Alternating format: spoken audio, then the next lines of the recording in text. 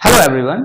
So last class हमने physical quantity के बारे में पढ़ा और फिजिकल क्वांटिटी के को हमने क्लासिफाई किया था, है ना, जिसमें हमने जो है वेक्टर, स्केलर, रेशियो ये सबको समझा था। This all were physical quantities. और फिजिकल क्वांटिटी क्या होता है, बेसिक आइडिया हमारे अंदर है कि हम जिसे मेजर कर सकते हैं सर, वो क्या है हमारे लिए, फिजिकल क्वांटिटी है। मतलब फिजिक्स के अंदर फिजिकल क्वांटिटीज ही पढ़ना है आपको। जिसको आप मेजर नहीं कर सकते हैं उसको आपको नहीं पढ़ना है। ठीक है सर, ओके। अब फिजिकल क्वांटिटी के अंदर में कुछ क्वांटिटीज ऐसे होते हैं जो कि फंडामेंटल है और कुछ क्वांटिटीज ऐसे होते हैं जो कि डेराइव्ड है। तो इसी से एक हेडिंग बनता है आपका, क्या ना, fundamental and derived physical quantity. तो हम पहले फंडामेंटल फिजिकल क्वांटिटीज के बारे में बात करेंगे।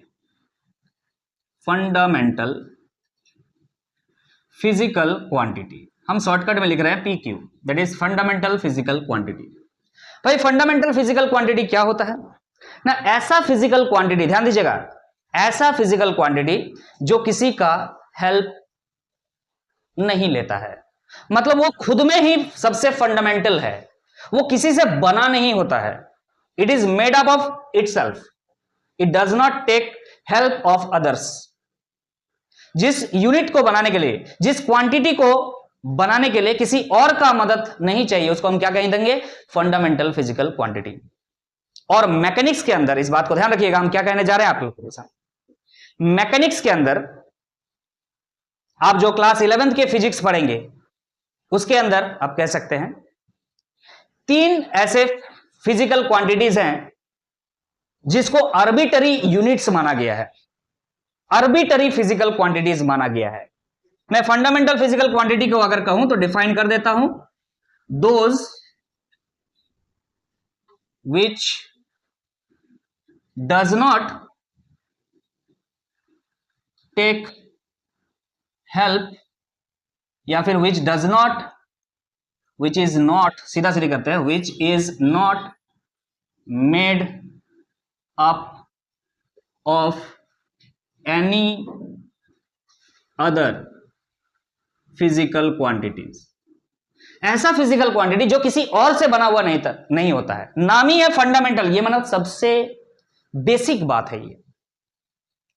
अब इसके ऊपर जो चीजें होंगे वो डेराइव्ड होंगे। हम कह रहे थे यहां पे, ये बात को ध्यान रखिएगा, हम कह रहे हैं कि मैकेनिक्स जो आप पढ़ेंगे क्लास 11th के फिजिक्स में,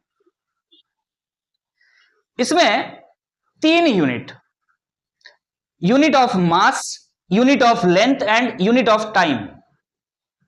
क्या क्या बोला, मैकेनिक्स के अंदर में unit of mass, unit of length और यूनिट ऑफ टाइम,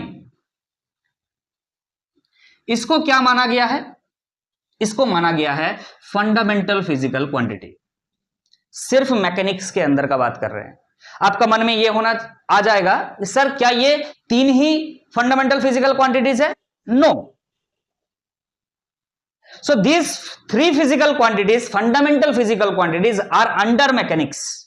मैकेनिक्स के किसी भी फिजिकल क्वांटिटी को डील करना है तो we can deal with only these 3 physical quantities, they are fundamental physical quantities of mechanics. इसको आर्बिट्रली एक्सेप्ट किया गया है और आगे इसका हेल्प लिंक करके हम जो है कोई भी चीज को, कोई भी फिजिकल क्वांटिटी को जो कि मैकेनिक्स के अंडर में है, हम उसको डील कर सकते हैं सिर्फ और सिर्फ मास, लेंथ और टाइम का मदद से। क्लियर है कि नहीं? ठीक है सर। क्या इसका कोई और नाम भी है? क्या इसको किसी और नाम से भी जाना जाता है? यस, इसको एब्सोल्यूट यूनिट भी बोला जाता है या बेसिक यूनिट भी बोला जाता है। ध्यान रखिएगा, हम कह रहे हैं आपसे, ये जो फंडामेंटल फिजिकल क्वांटिटी है, फंडामेंटल फिजिकल क्वांटिटी है, इसे एब्सोल्यूट भी बोला जाता है। एब्सोल्यूट, एब्सोल्यूट क्या चीजें होती है जो किसी की मदद नहीं लेते, खुद में ही हो, उसको क्या बोला जाता है? एब्सोल्यूट। या फिर और क्या बोला जा सकता है, और इसको बेसिक भी बोलते हैं, बेसिक यूनिट भी बोलते हैं। क्लियर है कि नहीं? तो जो फंडामेंटल फिजिकल क्वांटिटी है उसे एब्सोल्यूट यूनिट बोलिए या बेसिक यूनिट भी बोल सकते हैं, मतलब इससे और छोटा कोई चीज नहीं होता है, इसी से सब कुछ बना होता है। आगे बात करेंगे क्या बना होता है। क्लियर है कि नहीं? तो आगे बात करा जाए अगर, तो हमने थोड़ा देर पहले बोला कि एक टॉपिक बनता है, टॉपिक क्या है? Fundamental physical quantity and derived physical quantity. तो आपको यहां से यहां तक ये बातें क्लियर हो चुकी है कि फंडामेंटल फिजिकल क्वांटिटीज क्या है। हम अब बात करेंगे derived physical quantity. Derived physical quantity, इस नाम में ही एक स्मेल है। अगर आप सही में पढ़ाई कर रहे हैं बैठ के ना, तो आपको स्मेल आ गया होगा। नाम है डेराइव्ड। डेराइव्ड का मतलब होता है जो किसी से बना हो। फंडामेंटल किसी का मदद से नहीं बनता है, बट ये जो है बनता है किसी के मदद से। किसका मदद से बनेगा? फंडामेंटल फिजिकल क्वांटिटी के मदद से बनेगा। तो हम कह सकते हैं यहां पे other units which can be expressed, हम लिख रहे हैं यहां पे other units which can be expressed in terms of fundamental physical quantity। आप पूरा लिखेंगे other units which can be expressed in terms of fundamental physical quantity are derived quantities, are derived physical quantities। Clear है? ऐसा physical quantity जो fundamental physical quantity का मदद लेकर के बना हो उसे हम क्या कहेंगे?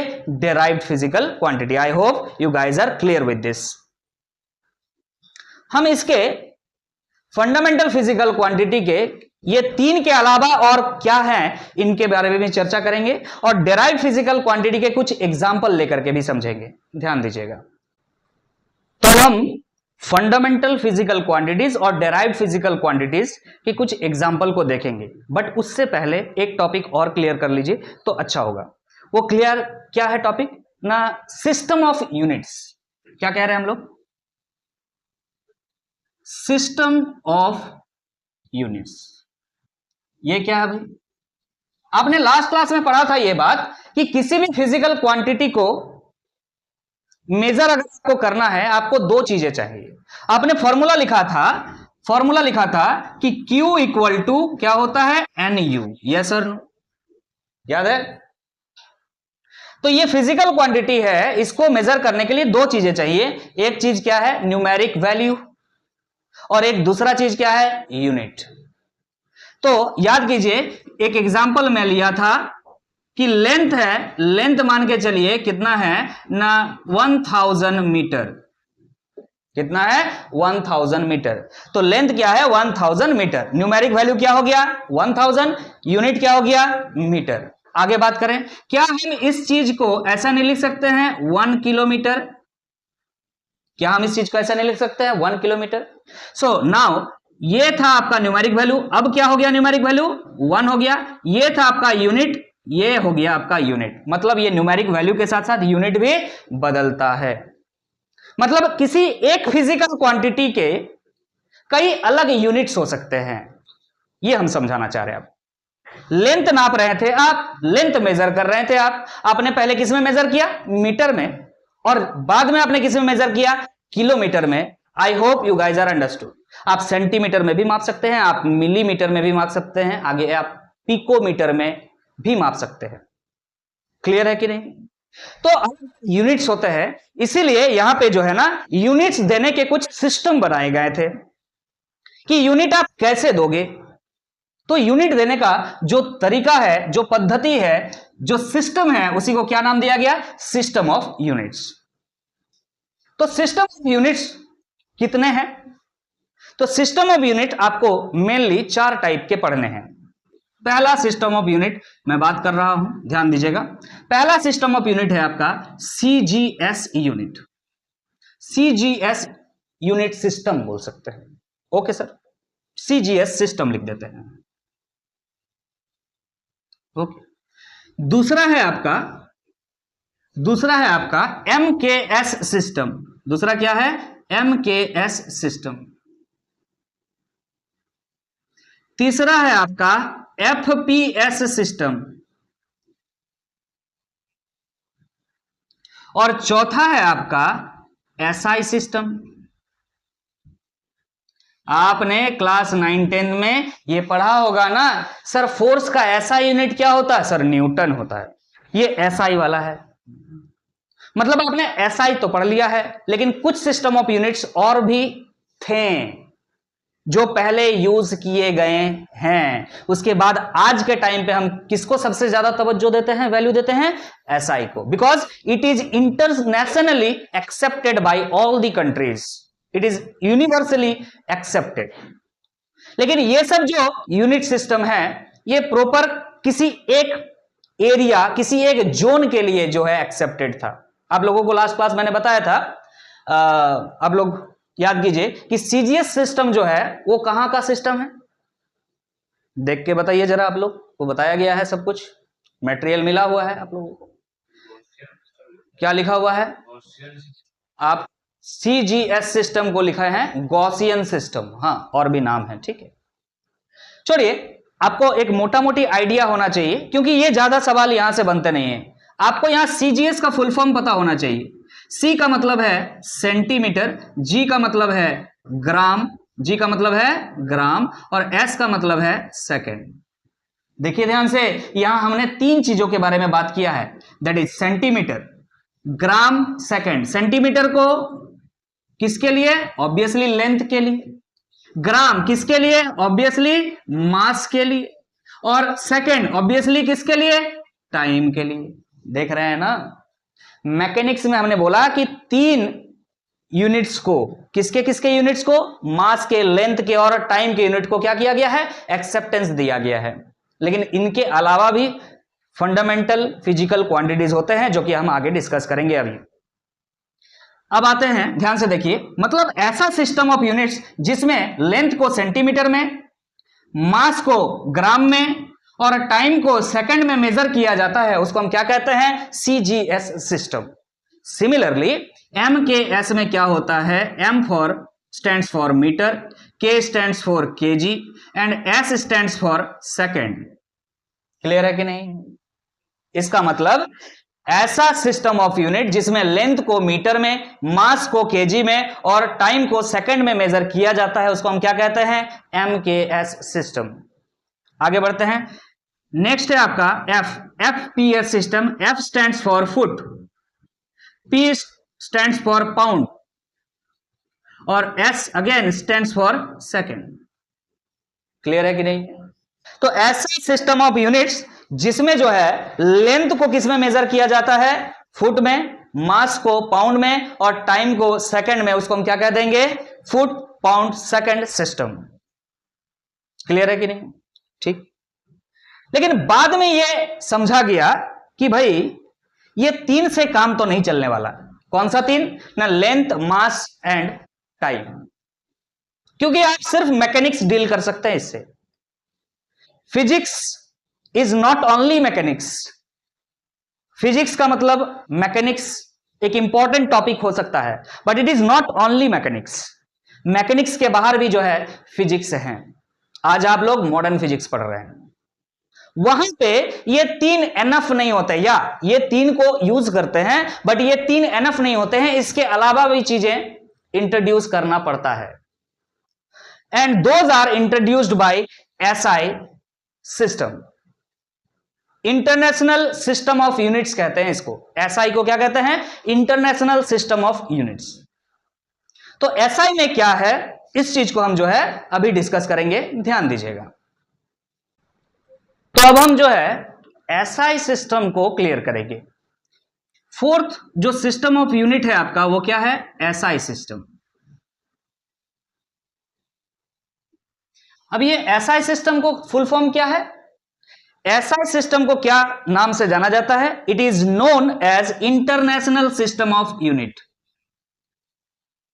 इंटरनेशनल सिस्टम ऑफ यूनिट्स, इसे हम क्या कह सकते हैं, इंटरनेशनल सिस्टम ऑफ यूनिट्स। मतलब पूरा यूनिवर्स इसको एक्सेप्ट करता है, इसलिए इसे क्या कहा गया, international system of units. Okay sir, आगे बढ़ते हैं।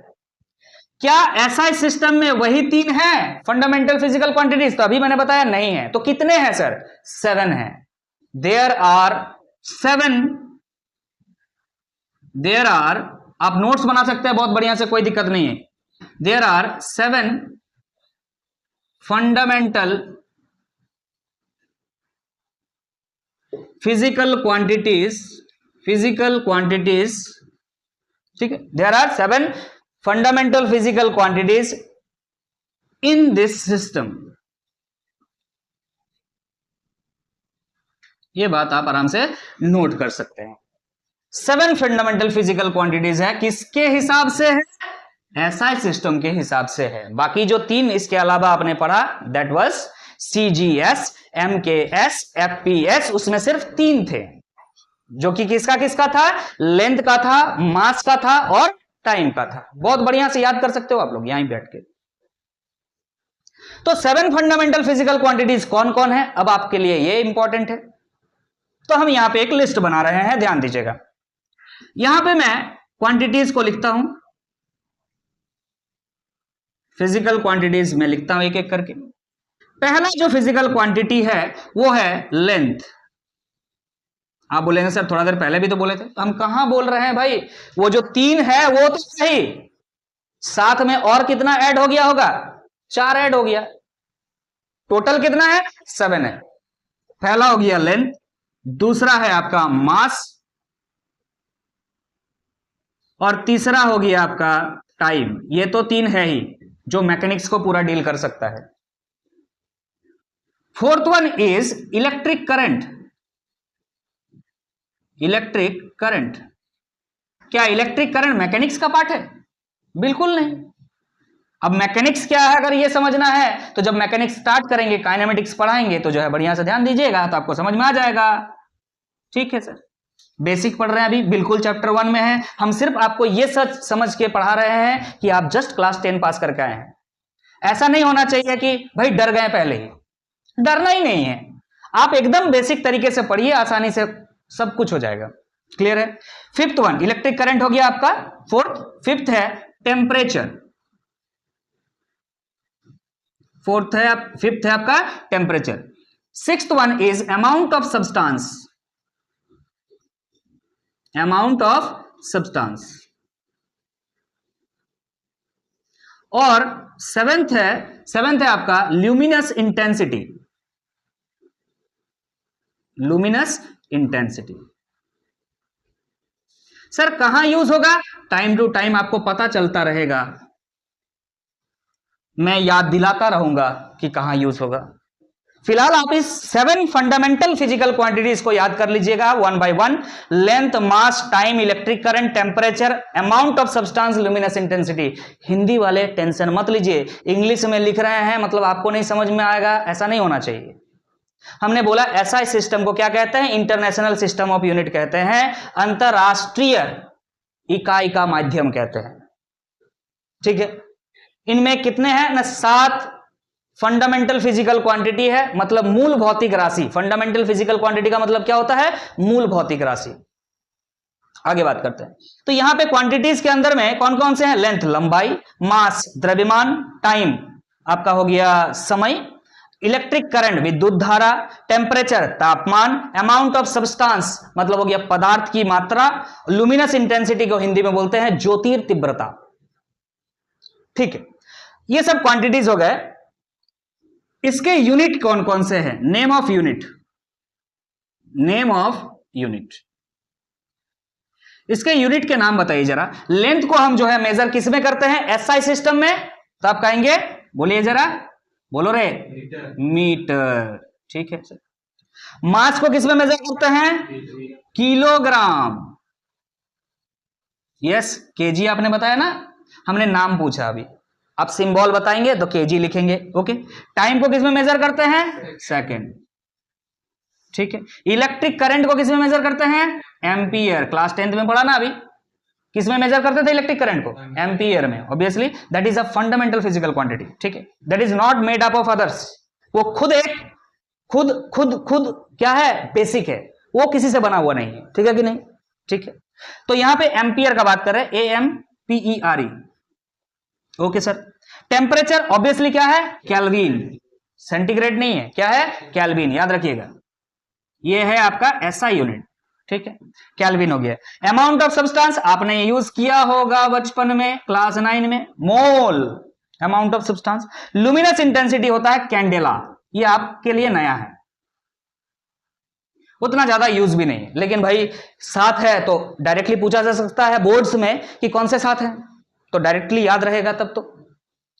इनके यूनिट्स, ये जो यूनिट्स आपने लिखा इसका सिंबल क्या होता है, क्योंकि बार बार इतना लंबा सा हम मीटर थोड़ी लिख लेंगे, हम सिर्फ मीटर के लिए स्मॉल m लिखेंगे, किलोग्राम के लिए हम kg लिख दिया करेंगे, सेकंड के लिए हम स्मॉल s लिख दिया करेंगे, एम्पियर के लिए कैपिटल A, केल्विन के लिए कैपिटल K, और ध्यान दीजिएगा मोल के लिए हम क्या लिखेंगे, MOL।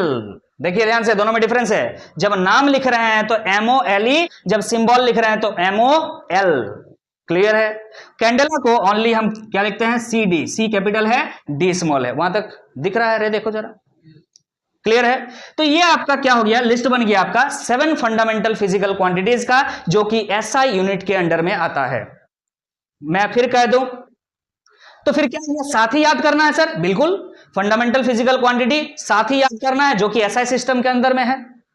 लेकिन इसके अलावा भी एक सिस्टम ऑफ यूनिट जो है, नहीं, फंडामेंटल फिजिकल क्वांटिटी जो बोले ना, और जो हमने आपको बताया अभी डेराइव्ड फिजिकल क्वांटिटी, इसके अलावा भी 2 फिजिकल क्वांटिटीज है जो गलती से साइंटिस्ट से छूट गया था, जो कि यही जगह देना था। लेकिन अगर यहां जगह अब देता लिखने के बाद तो बहुत कुछ चेंज करना पड़ता, इसलिए उन्होंने क्या किया, इस जगह को नहीं खराब किया, अलग से एक सेक्शन बना दिया गया, नाम दे दिया गया सप्लीमेंट्री फिजिकल क्वांटिटीज। जैसे कि आपने पढ़ा फंडामेंटल फिजिकल क्वांटिटीज, दूसरा आपने क्या पढ़ा, डेराइव्ड फिजिकल क्वांटिटीज। अभी आपने एग्जाम्पल का बात किया था, एग्जाम्पल हम दे चुके हैं, फंडामेंटल फिजिकल क्वांटिटीज के एग्जाम्पल यही है, क्योंकि साथ ही होते हैं। हाँ, डेराइव्ड फिजिकल क्वांटिटीज के कुछ एग्जाम्पल चाहिए तो हम अभी आपको देंगे, लेकिन उसके अलावा हम कह रहे हैं सप्लीमेंट्री फिजिकल क्वांटिटीज बोल के एक टर्म होता है, जिसको अब हम समझ लेते हैं, ध्यान दीजिएगा। तब जो है हम सप्लीमेंट्री फिजिकल क्वांटिटी को क्लियर कर लेते हैं, जो कि other than fundamental and derived है। क्या है ना, सप्लीमेंट्री फिजिकल क्वांटिटी। पूरा क्या, ये जो 7 आपने फंडामेंटल फिजिकल क्वांटिटीज पढ़ा, इसके अलावा 2 सप्लीमेंट्री फिजिकल क्वांटिटीज हैं, 2। कौन से 2? एक है आपका एंगल, दूसरा भी है आपका एंगल। भाई 2 फिर क्यों लिख रहे हैं? एक है आपका प्लेन एंगल, दूसरा है आपका सॉलिड एंगल। ये 2 चीजें हैं, एक है प्लेन एंगल, दूसरा है सॉलिड एंगल। प्लेन एंगल क्या होता है, ये बोर्ड आपको दिख रहा है, ये प्लेन है, ठीक है। एक प्लेन में 2 रेज हमने बना दिया, ये एक रे है, ये एक रे है, और बीच में क्या बन गया, यहां पे एंगल बन गया। हम मान लेते हैं ये एंगल क्या है, थीटा, और थीटा, ये जो प्लेन एंगल आपने बनाया, इसको किसमें मेजर करते हैं, रेडियन में। किसमें मेजर करते हैं, रेडियन। सर डिग्री में करते हैं। तो मैथ का क्लास चल रहा है बढ़िया से, वहां पे पढ़ाई करो। नहीं भी है तो मान लीजिए कोई बायो का स्टूडेंट है तो क्या करेगा, मैथ का क्लास तो नहीं करेगा, बेसिक मैथ स्टार्ट होगा।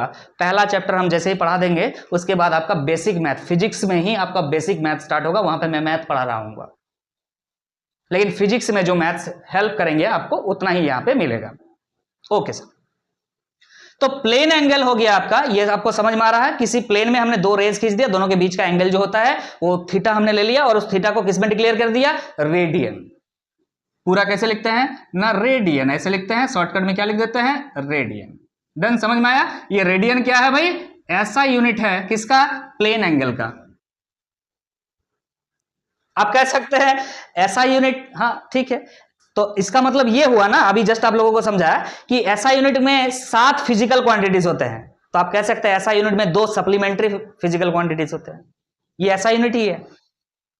इसका मतलब ऐसा यूनिट के अंदर एक और टर्म जोड़ दिया गया, फंडामेंटल तो है ही 7 गो, और 2 गो क्या है, सप्लीमेंट्री फिजिकल क्वांटिटीज।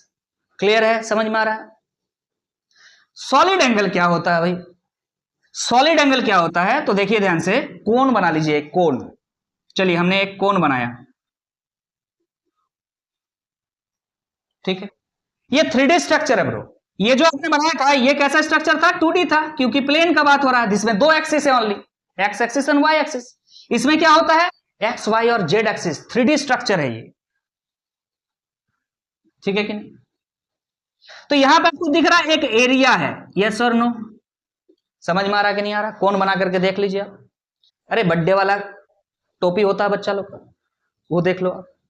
सामने जो खाली जगह दिख रहा है जहां पे सिर घुसाते हो, वो एरिया का बात कर रहे हैं। यहां पर ये बीच में इस टाइप का एक एंगल बन रहा होगा, अंदर से झांकना उसमें, यहां पर एक बीच में एंगल बन रहा होगा, और इसी एंगल को क्या बोला जाता है? Solid angle.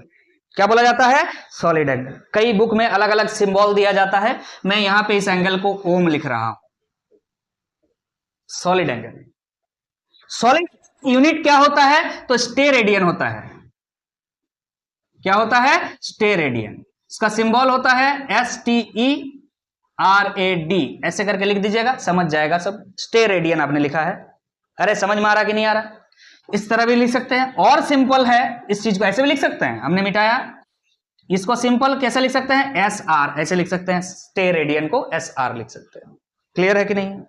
बहुत ज्यादा गर्मी, इतना गर्मी में पढ़ाई हो रहा है, इतना गर्मी में वीडियो रिकॉर्ड हो रहा है, but it depends on you that how you like it. ये गर्मी में पढ़ाना आपको लाइक आए चाहे नहीं आए, पढ़ाई अगर अच्छा लग रहा होगा तो एक लाइक जरूर कर दीजिएगा, ठीक है? चलिए वापस आते हैं। ओके सर, मैथ्स वाला टीचर ना हमारा सर, ये जो थीटा आपने लिखा है ना सर, जिसको आप क्या कह रहे हैं? प्लेन एंगल कह रहे हैं। That plane angle is equal to L/R पढ़ाया है। L क्या है? Arc length by radius. आपने ऐसा पढ़ा होगा, आर्क लेंथ बाय क्या होता है? Radius, plane angle equal to. अच्छा, लेकिन मैथ वाला टीचर जो है ना, ये नहीं पढ़ाया है कि सर सॉलिड एंगल बराबर क्या होता है, क्योंकि आपको इसको क्या पढ़ना है? 3D में पढ़ना है भाई, तो अभी कैसे बताएंगे? लेकिन फिजिक्स में इस्तेमाल हो सकता है। तो हम कह रहे हैं कि जहां पर एंगल है उसके सामने जो एरिया आपको दिख रहा है उसको देखिए, हम लिख सकते हैं यहां पे ना, perpendicular area divide by area. कौन सा वाला एरिया? Perpendicular area. भाई फिजिक्स में जो है ना, एरिया एक वेक्टर क्वांटिटी है, टेंशन मत लीजिएगा, क्योंकि आपको थोड़ा सा अजीब सा लगेगा। हमने आज तक सर किसी भी ऑब्जेक्ट का एरिया जो निकाला है ना, वो ऐसे निकाला है sir, 10 metre square, 10 centimetre square, 100 metre square. हमने ऐसा कभी नहीं किया 10 centimetre towards east, towards west. Direction तो कभी ध्यान नहीं दिया। वेक्टर मतलब समझ में आ रहा है ना, डायरेक्शन होना चाहिए। लेकिन फिजिक्स में जब आप पढ़ोगे तो एरिया को वेक्टर कंसीडर किया गया, इसलिए आपको अभी ये नहीं समझ में आएगा। ये सॉलिड एंगल जो है, इसको डिटेल में जो है ना, आपको डिटेल्स जो है आपको 12th क्लास में मिलेगा, ठीक है? तो आप टेंशन ना लें, जब जिस चीज का जरूरत होता है उस वक्त बताएं डिटेल में, तो अच्छा रहता है। आगे बात करें, ठीक है? तो क्या होता है ना, solid angle equal to perpendicular area divide by, ये जो आपको अगर आपका रेडियस है तो रेडियस का स्क्वायर डाल दीजिएगा। क्लियर है कि नहीं है? परपेंडिकुलर एरिया बाय रेडियस का स्क्वायर। ठीक है सर, ओके, आगे बढ़ जाते हैं। तो सप्लीमेंट्री फिजिकल क्वांटिटी आपको समझ में आ गया, जो कि फंडामेंटल फिजिकल क्वांटिटी के अलावा भी होते हैं दो, ठीक है? तब हम जो है एक काम करते हैं, डेराइव्ड फिजिकल क्वांटिटी के कुछ एग्जांपल्स आपको देते हैं, ठीक है? ध्यान दीजिएगा। अब हम कुछ एग्जांपल देख लेते हैं डेराइव्ड फिजिकल क्वांटिटी के। तो मैंने जैसे कि बताया कि डेराइव्ड फिजिकल क्वांटिटी जो होते हैं वो क्या होते हैं ना, फंडामेंटल फिजिकल क्वांटिटी के हेल्प से बने होते हैं।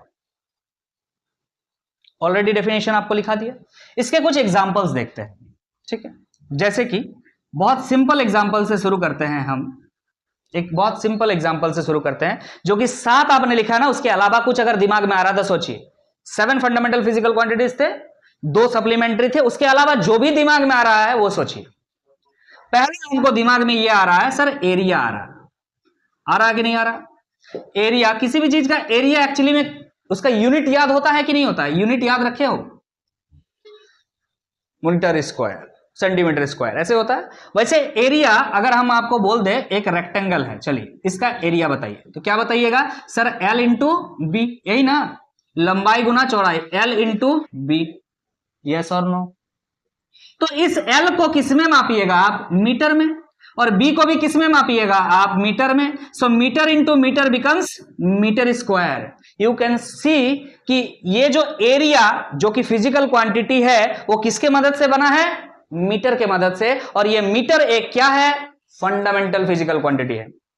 मैंने 7 जो फंडामेंटल फिजिकल क्वांटिटी आपने पढ़ा उसके मदद से ही बाकी सब बनेंगे। जैसे दूसरा एग्जांपल हम लेते हैं, वॉल्यूम लीजिए। तो वॉल्यूम क्या हो जाएगा? मान लीजिए ये है आपका एक क्यूबॉइड, इसका वॉल्यूम क्या हो जाएगा sir? L into B into H. Yes और no? L into B into H. तो लेंथ को हम मीटर में मापेंगे, ब्रीथ को भी मीटर में, हाइट को भी मीटर में, it becomes metre cube. So volume is a type of physical quantity in which 3 metres are there और मीटर क्यूब इज देयर। और मीटर क्या है? फंडामेंटल फिजिकल क्वांटिटी है। तो मीटर के मदद से बन रहा है, ये भी मीटर के मदद से एरिया भी बना, मीटर के मदद से वॉल्यूम भी बन गया। कुछ और सोचते हैं, चलिए देखते हैं, कुछ और सोचते हैं। जैसे कि कुछ और सोचा जाए, जैसे कि हम सोचते हैं, मान लीजिए चलिए वेलोसिटी, क्या सोच लेते हैं? वेलोसिटी या फिर स्पीड बोलिए। अभी ये दोनों थोड़ा सा अलग है ना? आप लोगों को पता होगा, 9th में पढ़े होंगे, वेलोसिटी के पास डायरेक्शन होता है, स्पीड के पास कोई डायरेक्शन नहीं होता। ओके, सो वेलोसिटी या स्पीड, स्पीड इक्वल टू क्या होता है जरा बता सकते हैं? स्पीड इक्वल टू क्या होता है? Distance upon time. ये क्या होता है? Distance upon time. अगर स्पीड का बात करें, अगर वेलोसिटी का बात करें तो डिस्प्लेसमेंट अपॉन टाइम होता है। 9th में हमने पढ़ा। सर उतना फॉर्मूला नहीं आता। अरे भाई, चैप्टर 2 में आपको स्ट्रेट लाइन में मोशन पढ़ना है, वहां सब कुछ बताएंगे, इवन डिस्टेंस भी बताएंगे, डिस्प्लेसमेंट भी बताएंगे। एकदम बेसिक से शुरू करेंगे, चिंता मत कीजिए। हम आपसे सिर्फ अभी ये पूछ रहे हैं, बताइए डिस्टेंस आप किस में मेजर करते हैं? एक तरह का लेंथ है सर, डिस्टेंस क्या एक तरह का लेंथ है सर, मीटर में मेजर करते हैं। टाइम को सेकंड में, तो इसका यूनिट क्या आ गया सर? मीटर पर सेकंड। क्या आप देख सकते हैं मीटर भी एक फंडामेंटल फिजिकल क्वांटिटी और सेकंड भी है। तो वेलोसिटी हो चाहे स्पीड हो, इस टाइप का फिजिकल क्वांटिटी है जिसमें दो अलग अलग फंडामेंटल फिजिकल क्वांटिटीज का यूज किया है। इसलिए वेलोसिटी या स्पीड क्या है? डेराइव्ड फिजिकल क्वांटिटी है। मतलब दुनिया में कोई भी फिजिकल क्वांटिटी जो फंडामेंटल फिजिकल क्वांटिटी के हेल्प से बनता है उसे हम क्या कहते हैं? Derived physical quantity. और कुछ एग्जांपल देखा जाए, देखिए ध्यान से। जैसे कि हम सोचे अगर सर एक्सेलरेशन के बारे में बताइए ना, ये चौथा एग्जांपल हो जाएगा आपका, फोर्थ वन, एक्सेलरेशन। एक्सेलरेशन क्या होता है? आपको डायरेक्ट यूनिट याद है अगर तो बहुत अच्छा, नहीं तो फॉर्मूला पता होना चाहिए। एक्सेलरेशन इक्वल टू क्या होता है सर? चेंज इन वेलोसिटी, याद होगा आपको, change in velocity upon time. Rate of change of velocity को एक्सेलरेशन बोलते हैं। वो हम पढ़ाएंगे, चिंता की बात नहीं, नहीं आता कोई बात नहीं, हम मैकेनिक्स में पढ़ाएंगे ये सब बातें, काइनेमेटिक्स में पढ़ना है आपको इसका, ठीक है ना? Change in velocity that is v minus you by T, ऐसे करके पढ़ते हैं हम। यस और नो? टी इज टाइम, इस तरह से भी पढ़ सकते हैं।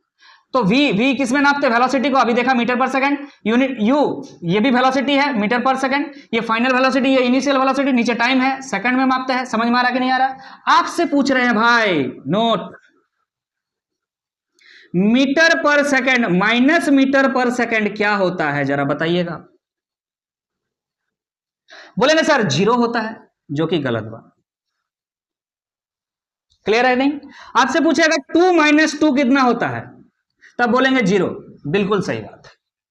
ध्यान दीजिएगा इस बात कि number two number subtract add करते हैं तो जो होना चाहिए आपने अभी तक पढ़ा है सही है। हम कह रहे हैं कि अगर एक यूनिट को दूसरे यूनिट से प्लस या माइनस करने से सेम यूनिट आता है तो नोट करके इस बात को लिखिएगा। क्या लिखिएगा? आगे हम वैसे लिखा देंगे, यहां भी यूज हुआ है तो आप लिख सकते हैं, ऑन एडिशन और subtraction of two physical quantities, two physical quantity units are remain same। अरे भाई मीटर पर सेकंड माइनस मीटर पर सेकंड हम क्या लिख दे रहे हैं, ओनली मीटर पर सेकंड, और नीचे जो सेकंड है वो सेकंड लिख ही रहे हैं। ये बात तो है। साथ में एक बात और नोट कर सकते हैं, ध्यान रखिएगा कि जब सेम टाइप के फिजिकल क्वांटिटीज होते हैं ना, उसी को ऐड कर सकते हैं। यहां पे v था, यहां पे u था, दोनों वेलोसिटीज है, इसीलिए आप सब्सट्रैक्ट कर पा रहे हैं या ऐड भी कर पा रहे हैं।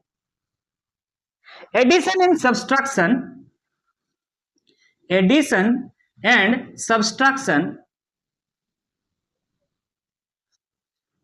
is allowed only between same physical quantities। ध्यान रहेगा इस बात का। डिस्टेंस को डिस्टेंस के साथ, मतलब मीटर को मीटर के साथ ऐड कर सकते हो, सेंटीमीटर को सेंटीमीटर के साथ ऐड कर सकते हो, केजी को केजी के साथ ऐड कर सकते हो। क्या केजी को ग्राम के साथ ऐड कर दोगे? सेम यूनिट्स मेजर होंगे, सॉरी सेम यूनिट्स ऐड होंगे या सेम यूनिट्स सब्सट्रैक्ट होंगे। क्या सर ये मल्टीप्लीकेशन डिवीजन में भी होता है? नहीं, कोई दिक्कत नहीं है। मल्टीप्लाई डिवाइड तुम किसी को भी किसी के साथ कर दो। क्लियर है कि नहीं? पहले किस चीज का डिस्कवरी हुआ? एडिशन, फिर सब्सट्रैक्शन। समझ में आ रहा कि नहीं आ रहा? उसके बाद किसका हुआ? मल्टीप्लीकेशन, उसके बाद डिवीजन, और डिवीजन का जैसे ही डिस्कवरी हुआ तो मजा आ गया। कैसे मजा आया? क्योंकि एक नया टाइप का नंबर, मैथमेटिक्स वाले टीचर आपको समझाएंगे ये बात को, एक नया टाइप का नंबर आपको मिलने लगा जिसे आप p/q के फॉर्म में लिख सकते हैं, that is known as rational number. तो मजा आ गया डिवीजन होने के बाद। तो हम कह रहे हैं कि मल्टीप्लीकेशन और डिवीजन किसी भी दो फिजिकल क्वांटिटीज, कई टाइप के फिजिकल क्वांटिटीज के बीच में कर सकते हैं, बट एडिशन सब्सट्रैक्शन करना है तो दो सेम फिजिकल क्वांटिटीज होना चाहिए। ध्यान रखिएगा। क्लियर है? चलिए आगे बढ़ते हैं। तो यहां पे भाई क्या हो जाएगा ना, मीटर ऊपर बच रहा है, ये सेकंड, और सेकंड क्या हो जाएगा? पर सेकंड स्क्वायर। तो ध्यान दीजिए एक्सेलरेशन का यूनिट क्या होता है? मीटर पर सेकंड स्क्वायर, और मीटर फंडामेंटल है और सेकंड भी क्या है? फंडामेंटल है। दोनों ही फंडामेंटल फिजिकल क्वांटिटी। तो एक्सेलरेशन भी किसके मदद से बन गया? आपका फंडामेंटल फिजिकल क्वांटिटी की मदद से बना, इसलिए ये भी एक क्या है? Derived physical quantity. आपसे हम पूछ रहे हैं, क्या आप इसी चीज को जो है फोर्स के बारे में कह सकते हैं? क्या फोर्स एक डेराइव्ड फिजिकल क्वांटिटी है? यही एग्जांपल देकर के जो है हम खत्म करेंगे इस बात को। कितना नंबर एग्जांपल है भाई? 5th number. तो फोर्स कह रहे हैं सर, फोर्स का फॉर्मूला हमने क्लास 9 में एक पढ़ा था, F = ma, यस और no? Mass into acceleration. Mass को किस में मेजर करते हो सर? केजी में। सर एक्सेलरेशन का भी जस्ट किया, मीटर पर सेकंड स्क्वायर। जरा ध्यान दीजिएगा, केजी फंडामेंटल है, मीटर फंडामेंटल है और सेकंड भी फंडामेंटल है। अगर ये तीनों को मिलाएं तो क्या बन रहा है? फोर्स बन रहा है। इसीलिए फोर्स एक डेराइव्ड फिजिकल क्वांटिटी है, और इसको मिला के इसी को आप क्या कहते हो भाई साहब? न्यूटन कहते हो। क्लियर है कि नहीं? फोर्स का ऐसा यूनिट क्या होता है? न्यूटन। और न्यूटन का मतलब क्या है पता होना चाहिए, केजी मीटर पर सेकंड स्क्वायर होता है। तो I hope you guys are clear with these 3 types of physical quantities: fundamental physical quantities, derived physical quantities and supplementary physical quantities. साथ में हमने यहां पे सिस्टम ऑफ यूनिट्स के बारे में भी बात कर लिया। They are what? CGS, they are MKS, they are FPS, and the last one, but the most important one, SI system। Clear है कि नहीं? तो मिलते हैं फिर नेक्स्ट वीडियो में। तब तक के लिए आप लोगों को सिर्फ मैं इतना ही रिक्वेस्ट करूंगा कि शुरू से लेकर लास्ट तक अगर वीडियो देखे हैं, अगर अच्छा लगा है तो वीडियो को लाइक जरूर कर दीजिएगा। Thank you so much.